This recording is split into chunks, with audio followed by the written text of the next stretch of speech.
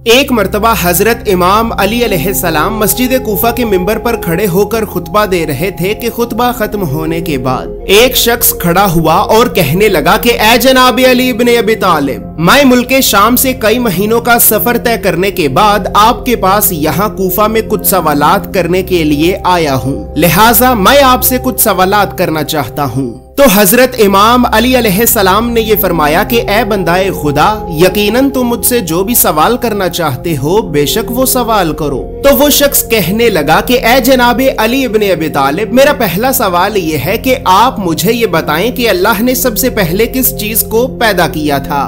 मेरा दूसरा सवाल ये है कि आप मुझे उन 10 चीजों के बारे में बताएं कि जो 10 चीजें इस सारी कायनात में सबसे ज्यादा ताकतवर हैं। मेरा तीसरा सवाल ये है कि वो ऐसी कौन सी चीज है कि जो सांस तो लेती है लेकिन सांस लेने के बावजूद भी उसमें कोई गोश्त या फिर खून मौजूद नहीं है। मेरा चौथा सवाल ये है कि अल्लाह ने पहले आसमान को किस चीज से बनाया है। मेरा पांचवा सवाल ये है कि आप मुझे 7 आसमानों के नाम बताएं। मेरा छठा सवाल ये है कि आप मुझे आसमान के दरवाजों के तालों और चाबियों के बारे में बताएं। मेरा 7वां सवाल ये है कि आप मुझे ज़मीन की सबसे बेहतरीन वादी का नाम बताएं। और इसी तरह अब आखिर में मेरा 8वां सवाल यह है कि आप मुझे ज़मीन की सबसे भयानक और बदतरीन वादी के बारे में भी बताएं। दोस्तों, इन सवालों के जवाब आपको बताने से पहले यहाँ पर ये बात याद रहे कि ये जो वाकया मैं आपको सुना रहा हूँ तो ये वाकया आज से 1000 साल से भी पहले लिखी गई अहादीस की 2 मोतबर तरीन किताबें जैसे कि अल हिसाल के बाब नंबर 10 की हदीस नंबर 25 में और उयून अखबार अल रिजा के वॉल्यूम नंबर 1 के बाब नंबर 24 की हदीस नंबर 1 में भी ये वाकया वाज़े तौर पर मौजूद है। इसके अलावा तोहफल उकूल और बिहारुल अनवार के volume number 10, volume number 33, volume number 43 और वॉल्यूम नंबर 57 में भी 2 जगहों पर ये वाकया वाज़े तौर पर मौजूद है। तो बस फिर अब हजरत इमाम अली अलैहिस्सलाम ने उस शख्स से ये फरमाया कि ए बंदाए खुदा, तुम्हारा पहला सवाल ये है कि अल्लाह ने सबसे पहले किस चीज को पैदा किया था। तो ए बंदाए खुदा, जान लो कि अल्लाह ने सबसे पहले नूर को पैदा किया था। तुम्हारा दूसरा सवाल ये है कि वो ऐसी कौन सी 10 चीजें हैं कि जो 10 चीजें इस सारी कायनात में सबसे ज्यादा ताकतवर हैं। तो ए बंदाए खुदा, जान लो कि अल्लाह ने इस कायनात में सबसे ज्यादा ताकतवर पत्थर को बनाया है, लेकिन अल्लाह ने पत्थर से भी ज्यादा सख्त लोहे को बनाया है कि जो पत्थर को भी काट देता है। इसी तरह फिर लोहे से ज्यादा सख्त आग है कि जो लोहे को भी पिघला देती है। आग से ज्यादा सख्त पानी है कि जो आग को भी बुझा देता है। पानी से ज्यादा सख्त बादल है कि जो पानी को आसमान पर उठाए फिरता है। बादल से ज्यादा सख्त हवा है कि जो बादलों को आसमान पर चलाए फिरती है। हवा से ज्यादा सख्त हवा का फरिश्ता है कि जो हवाओं को जमीन पर चलाता रहता है। हवाओं के फरिश्ते से ज्यादा सख्त मलकुल मौत है कि जो हवा के फरिश्ते को भी मौत देगा। मलकुल मौत से ज्यादा सख्त खुद मौत है कि जो मलकुल मौत को भी मौत देगी। और फिर मौत से भी ज्यादा सख्त अल्लाह का हुक्म कुन है कि जब अल्लाह किसी काम के करने का हुक्म जारी करता है तो फिर उस काम को होने से कोई रोक नहीं सकता। इसी तरह ए बंदाए खुदा, तुम्हारा तीसरा सवाल ये है कि वो ऐसी कौन सी चीज है कि जो सांस तो लेती है लेकिन सांस लेने के बावजूद भी उसमें कोई गोश्त या फिर खून मौजूद नहीं है। तो ए बंदाए खुदा, जान लो कि वो चीज के जो सांस तो लेती है लेकिन सांस लेने के बावजूद भी उसमें कोई गोश्त या फिर खून मौजूद नहीं है, तो वो सुबह है। इसी वजह से ही अल्लाह रब्बुल इज्जत अपने कुरान में ये इरशाद फरमाता है कि कसम है रात की कि जब वो जाने लगे और सुबह की कि जब वो सांस लेकर आने लगे। दोस्तों, याद रहे ये चांद, सूरज, सितारे, सयारे, जमीनों, आसमान, सुबह और शाम, ये सब भी अल्लाह की मखलूकात हैं। और इसी वजह से ही अल्लाह रब्बुल इज्जत अपने कुरान में सूरे अल इसरा की आयत नंबर 44 में ये इरशाद फरमाता है कि 7 आसमान और 7 जमीनें अल्लाह की तस्बीह बयान करती हैं और हर वो चीज भी कि जो इन 7 आसमानों और 7 जमीनों में रहती है। और कोई भी चीज ऐसी नहीं है कि जो अल्लाह की तारीफ के साथ उसकी तस्बीह बयान ना करे, लेकिन तुम इनकी तस्बीह को समझते नहीं हो। दोस्तों याद रहे कि कुरान की इस आयत के मुताबिक सातों जमीनों आसमानों में रहने वाली मखलूकात के अलावा खुद सातों जमीनों आसमान भी अल्लाह की तस्बीह बयान करते हैं, लेकिन हम उनकी तस्बीह और तारीफ बयान करने के अंदाज को समझ नहीं सकते। इसी तरह बस फिर अब हजरत इमाम अली अलैहिस्सलाम ने उस शख्स से ये फरमाया कि ए बंदाए खुदा, अब तुम्हारा चौथा सवाल ये है कि अल्लाह ने पहले आसमान को किस चीज से बनाया है। तो ए बंदाए खुदा, जान लो कि अल्लाह ने पहले आसमान को पानी के बुखारात से बनाया है। दोस्तों याद रहे, बुखारात पानी की उस भाप या फिर धुएं को कहते हैं कि जो पानी गर्म होने के बाद निकलता है, और अल्लाह ने पानी की इसी भाप और धुएं से ही पहले आसमान को बनाया है।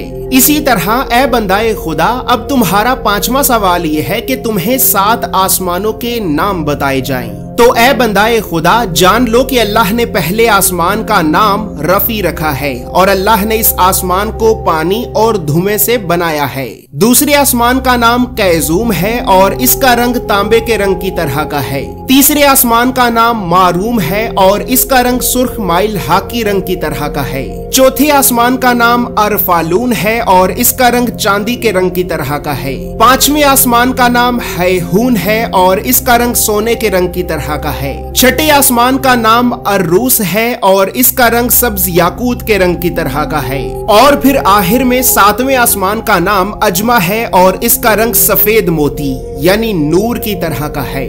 इसी तरह तुम्हारा छठा सवाल यह है कि तुम्हें आसमान के दरवाजों के तालों और चाबियों के बारे में भी बताया जाए। तो ए बंदाए खुदा, जान लो कि आसमान के दरवाजों के ये ताले अल्लाह के साथ शिर्क करना है। जो कोई भी इंसान अल्लाह के अलावा किसी और को अपना खुदा बनाएगा तो यकीनन उसके लिए आसमान के दरवाजों के ये ताले कभी भी नहीं खुलेंगे।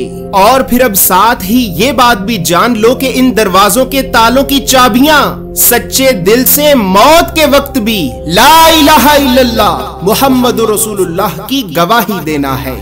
दोस्तों अब यहाँ पर ये बात याद रहे कि बुखारी और मुस्लिम की हदीस के मुताबिक अल्लाह ने एक आसमान से दूसरे आसमान में जाने के लिए मुख्तलिफ दरवाजों को बना रखा है और अल्लाह के बहुत से नबी और पैगंबर इन्हीं दरवाजों से ही गुजरकर मुख्तलिफ आसमानों पर भी जा चुके हैं। बल्कि बुखारी और मुस्लिम की इन्हीं अहदीस के ही मुताबिक अभी इस वक्त हजरत आदम अलैहिस्सलाम पहले आसमान पर, हजरत ईसा और यहया अलैहिस्सलाम दूसरे आसमान पर, इसी तरह फिर हजरत यूसुफ तीसरे आसमान पर, हजरत इदरीस चौथे आसमान पर, हजरत हारून 5वें आसमान पर, हजरत मूसा 6ठे आसमान पर और हजरत इब्राहिम अलैहिस्सलाम अभी इस वक्त 7वें आसमान पर मौजूद हैं। दोस्तों अब यहाँ पर साथ ही ये बात भी याद रहे कि अल्लाह रब्बुल इज़्ज़त ने अपने कुरान में सूरे अज़-ज़ारियात की आयत नंबर 7 में ये कसम खाई है कि कसम है रास्तों वाले आसमान की। यानी कुरान की इस आयत के मुताबिक अल्लाह ने आसमान में रस्तों को भी बना रखा है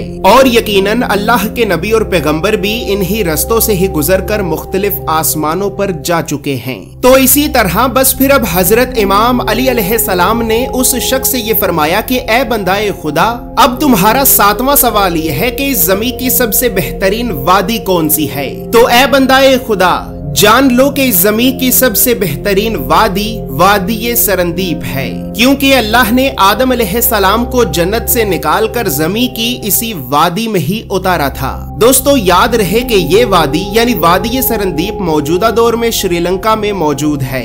इसी तरह ए बंदाए खुदा, अब आखिर में तुम्हारा 8वां सवाल ये है कि इस जमीन की सबसे भयानक और बदतरीन वादी कौन सी है।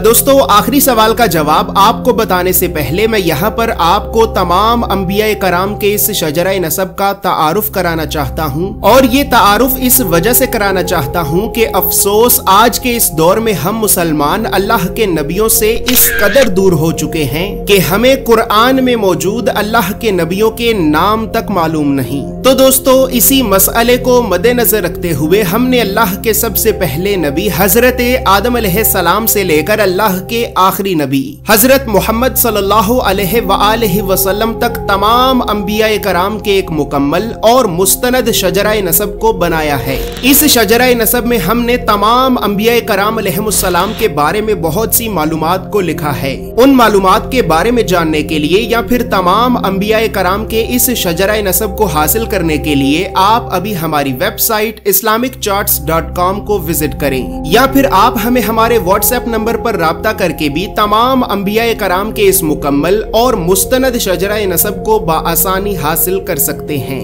तो इसी तरह बस फिर अब आखिर में हजरत इमाम अली अलैहिस्सलाम ने उस शख्स से ये फरमाया कि ए बंदाए खुदा, अब आखिर में तुम्हारा 8वां सवाल यह है कि इस जमीन की सबसे भयानक और बदतरीन वादी कौन सी है। तो ए बंदाए खुदा, फिर अब जान लो कि इस जमीन की सबसे भयानक और बदतरीन वादी यमन में मौजूद वादी बरहूत है, क्योंकि ये वादी दोज़ख की वादियों में से एक वादी है कि जहां पर मरने के बाद काफिर और गुनाहगार लोगों की रूहों को सजा के तौर पर अजाब दिया जाता है। इस वादी में रूहें रो रो कर अल्लाह से माफी की ये फरियाद करती हैं कि ऐ हमारे परवरदिगार, यकीनन हमने दुनिया की रंगीनियों में खोकर तेरे हर हुक्म का इनकार किया और तेरी जमीन में हर तरफ गुनाहों को आम किया। बस ऐ हमारे परवरदिगार, तू एक मर्तबा हमें दोबारा वापस जमीन पे तो भेज। हम सारी जिंदगी सिर्फ तेरे ही हुक्म का इकरार करेंगे और सिर्फ तेरे ही बताए हुए रास्ते पे चलेंगे। लेकिन अफसोस कि इन रूहों के रो रो कर माफी मांगने के बावजूद भी अल्लाह इन्हें माफ नहीं करेगा। दोस्तों, तमाम अंबिया कराम के मुकम्मल और मुस्तनद शजरा नसब को हासिल करने के लिए आप अभी हमारी वेबसाइट islamiccharts.com को विजिट करें।